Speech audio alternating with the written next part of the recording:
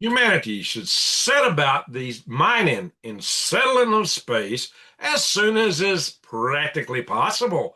Well, Greg, why do you say that? I say that because we have major threats we face as a civilization and major opportunities which could all be addressed by indeed mining and settling space. I kid you not. So let's start with the threats. What kind of threats are we talking about? Earth faces threats from space to include such things as impacts from comets and asteroids. And looking back over the geological record, these seem to be planetary life altering events that punctuate major extinctions here on Earth. This is some reason, maybe we don't want to be entirely locked on this third rock from the sun, but we might be able to do something to prevent these same incidents also. There are also super volcanoes that can go off that can devastate humanity. It could wipe out our very civilization. These things occur. There's you can't say rarely, but they occur because there's a lot of super volcanoes, and if one goes off, the world as we know it has probably ceased to exist. So maybe the surface of a planet just isn't such a great place after all. Maybe a great cradle to get started, but maybe it shouldn't be the permanent home of civilization. And then we got our own warfare that we have to be concerned with that could wipe out our entire biosphere here on this earth. We all know and have been worried for some decades now about nuclear warfare. And now we got biological warfare coming up to a new level of capacity and capability with genetic engineering. There's also the possibility of robotic warfare and nanotechnology, which could turn our whole planet accidentally into gray goo if it is a runaway event. And then there's the prospects for developing zero point energy, which could actually entirely wipe us out all too easily and could give every person on Earth essentially the power of having an atom bomb in their hands or a whole fleet of them. So there's a lot of technologies we have to be concerned about in the realms of warfare that could wipe us out. In fact, unless we can change our hearts and how we look upon each other and get rid of these hatreds that we harbor today, I'm not sure we can survive with the kind of technological development that's coming around the pike. So there's also grid down. Grid down offers the specter of taking our civilization out of commission. Seriously, for a long term. There's a lot of videos over on Green Grig's channel. Check them out on that topic.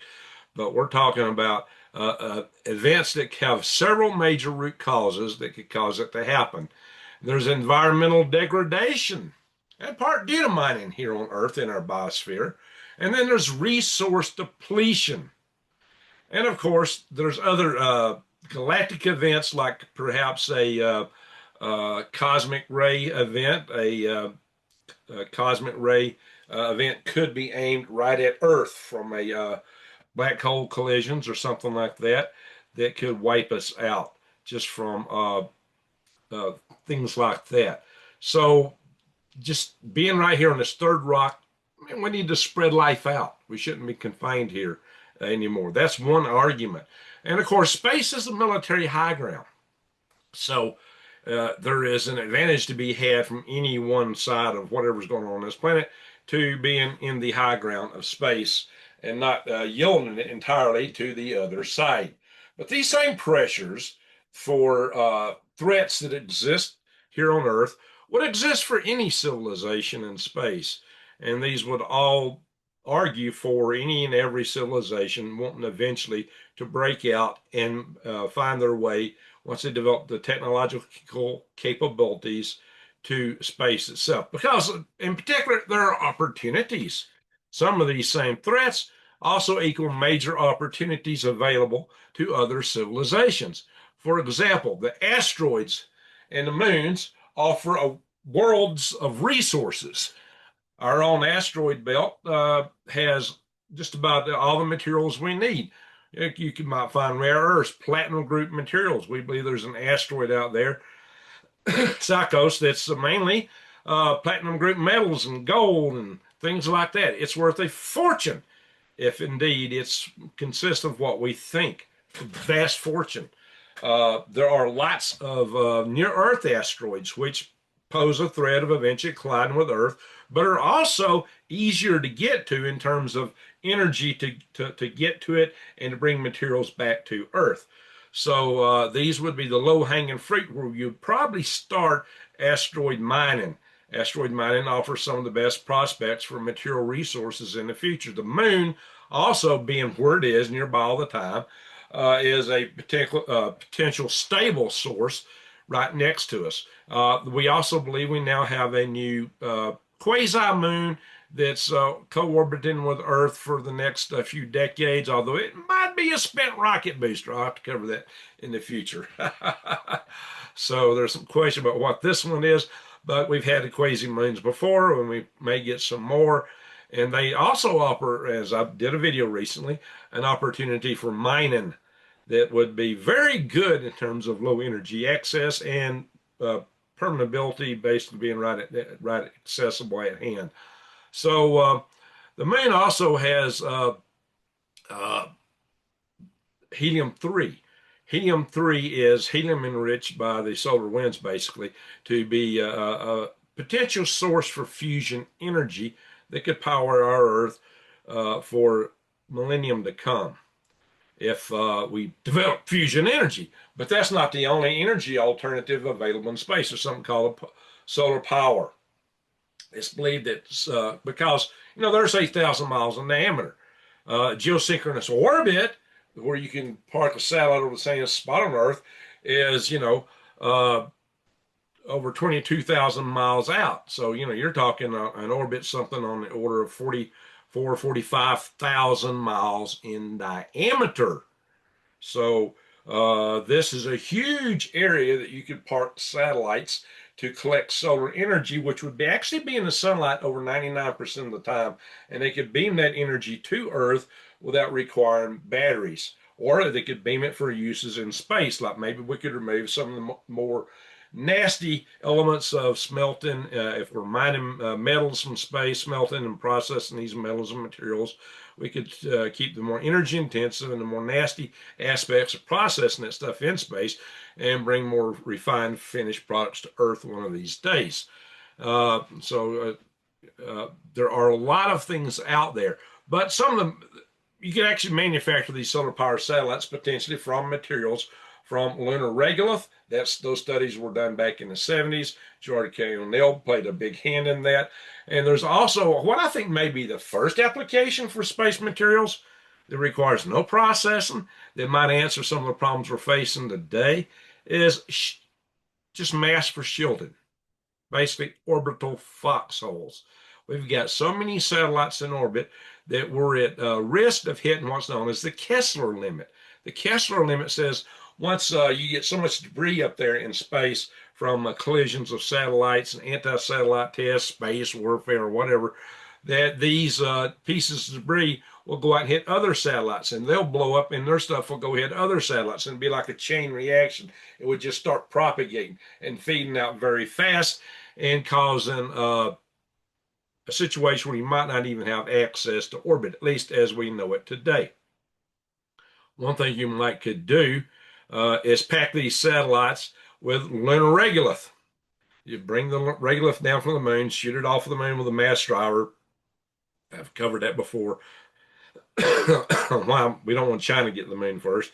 Bring it to Earth orbit and pack this around satellites to give them shielding. There's some advantages for missile defense in doing this. If you wanted to have a laser satellite up there, you want to fire lasers at enemy missiles, it's going to get too hot too fast.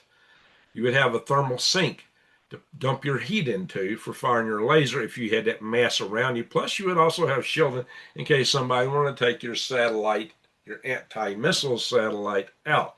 So orbital foxholes make a lot of sense, especially for defense satellites. Now, if you hit the Kessler limit, it might be that you would need to send an armored tank to orbit to get anything up there. Maybe something only as big as a starship could have enough packing material around it to survive some of the orbital debris strikes it would take. So space still might be accessible if you're mining space. And that may be the key. So orbital foxholes have thermal sink, thermal mass, shielding for your satellites from enemy attacks. Also, if you got all that mass and they're trying to hit you with a laser, it'll absorb the heat. So it's a heat absorber from both hits on you, for shrapnel being fired at you, and for you to sink your heat into if you're firing a laser or some other high energy weapon, particle beam or whatever. So it's got multiple benefits, this orbital foxhole idea, and it requires no real processing. You just got to move the materials to wherever you want to park them in orbit. So it does require space transportation. And Linum Regolith may also have the resource, especially the poles that you would need for propulsion for orbital maneuvering vehicles, to move some of this stuff around for fuel, for air. So you can see, in order to settle space, you got to be able to mine space. Once you can mine space, then you can build space settlements. And that is the other thing. So we can get rid of the problems of environmental degradation here on Earth because we move some of the nastier processes in space, and we get rid of some of the energy limitations, material limitations, resource depletion we're facing here on Earth, because the resources in space are vast. Now, we do have a lot of resources on Earth. Some of them are being locked up by environmental laws. Well, you got no ecosystem to violate in space. Now, you say, oh, we're great. You might radiate space. You might poison space, pollute space. Space is already a nuclear reactor for all intents and purposes. It is highly radioactive, and anything that you leave out in space will be swept out by the solar wind, particles and so forth. So, and probably broken down by the UV light. So you're not going to have to worry about things in space the same as on Earth. Earth, we have a biosphere. It's the biosphere, the biological living organisms that we have to protect. In space, all these rocks are eventually going to beat into each other and dissipate as waste heat according to the second law of thermodynamics. So why not make use of them and bring life to those cold, dead rocks by settling them? Here's a cool thing. The asteroids could, on a conservative estimate, give us the ability to replicate 1,000 times the surface area of Earth. I mean, you're standing on a planetary core that's 4,000 miles to the center. Most of it just rock. It's a very inefficient way to use materials to enclose a biosphere with gravitational attraction. It only takes a few inches of material on your feet. If you've got a hull and maybe a couple, well, you probably want 6 foot of regolith to block both radiation particles and the secondaries that come off cosmic rays, but a few feet of material on your feet instead of miles and miles and miles to make a good radiation proof and strength integrity hull to hold 1 atmosphere. So then you could put this inside a structure that rotates, provide artificial gravity, make it large. You could have air, water, and a whole biosphere inside. You could replicate the surface area of the Earth this way at least 1,000 times by conservative estimates from the asteroids alone. Yes, Gerard Kill nil space colonies, Bernal spheres. And then you could go further, and some estimates say maybe 7,000 times. And they think maybe the moons of the outer planets would give you 10 times more than that. And of course, there's a lot of material to be had from the atmospheres of gas giants, maybe from the planet Mercury, which has pretty much a lot of metal there. It's kind of it's like a planet that had all its crust beat off by impacts. So it's highly metallic, apparently. So there's probably a lot of resources on Mercury, and you could probably use those to build solar cells, light cells that would sail away from the sun with light pressure and bring those riches to our regions of the solar system. There are, but there's another reason to move out, and that is the Fermi paradox. Fermi paradox uh, suggests that it's that there should be civilizations here already, and yet we don't see them. And these two countervailing things that should be here, we don't see irrefutable proof, is a paradox. And one of the solutions posited for that paradox was the dark forest concept that, well, they decide to hide because being seen can get you in trouble from more technologically advanced civilizations. Well, it's probably more than that, because if you're living in the inner solar system, they will eventually be able to see you. So maybe you just need to move out completely. The best place to hide, even if you don't move out of the inner solar system, the best place to hide is building worlds in comets, in the Kuiper Belt, and asteroids. So you could actually replicate the surface area of the Earth 35,700 times, something on that order, and within the resources of our Kuiper Belt and Oort cloud comets. 35,700 times. There is a lot of resources out there, more than we'll probably ever need. So, and then, well, if you exhaust these resources, the Oort cloud goes almost 2 light years out away from the sun. You're up against the Oort clouds of other stars. You could just hop over to the Oort cloud of another star and start working your way down. Now, we won't do all that overnight, but you could start slowly, progressively moving out. So how do you pay for all this? Well, for one, we need to make sure that there's not regulations that prohibit private enterprise from mining space. There is the 1967 Outer Space Treaty, which Buzz Aldrin quoted me in the Vostok conspiracy papers for explaining how you can get around that. So basically, it is doable. I can go into it more in the future. I think I did a video in the past on this channel about property rights in space. Indeed, we just got to make sure that we're not over-regulated where private enterprise can't go there. Because honestly, we're on the verge of doing this anyway. We just got to make sure that we put a little oomph behind it. Maybe we need to put a little oomph behind making sure we go back to the moon. That Elon and NASA go to Mars. All these things that we do in space increases the market space for space. Space is like a chemical equation or a chemical system at a low energy. Right now, our world is at a low energy state. Sometimes if you kick in a little extra energy, you get what you call the energy of activation. That brings the whole system to a higher energy state.